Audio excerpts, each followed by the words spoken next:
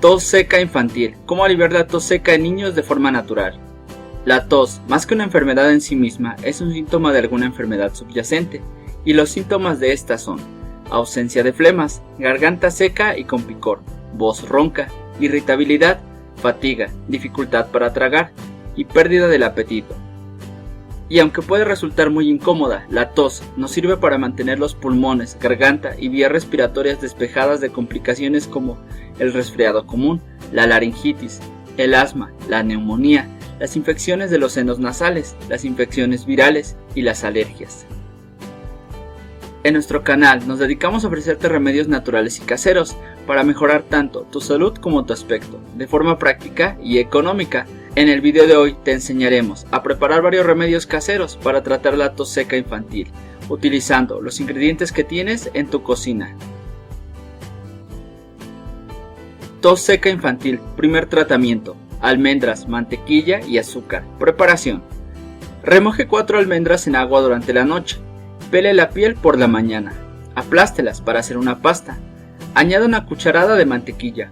Añada una cucharada de azúcar. Mezcle bien. Dé esto al niño una vez por la mañana y tarde.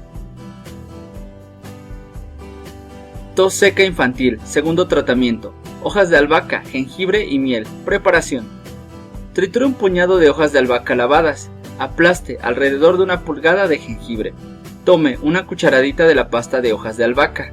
Mezcle con 1 cucharadita de pasta de jengibre. Coloque esta mezcla en un tamiz. Extraiga el jugo pulsando esta pasta. Añada 3 cucharaditas de miel. Mezcle bien.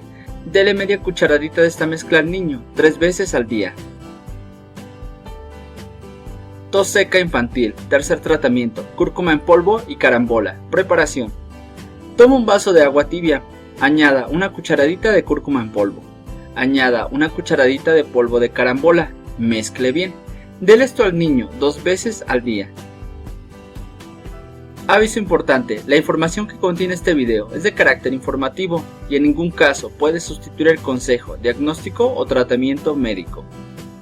Espero que esta información te haya sido de gran ayuda. Si es así, te invito a que le des un me gusta y te suscribas a nuestro canal para recibir más novedades sobre remedios caseros y tratamientos naturales.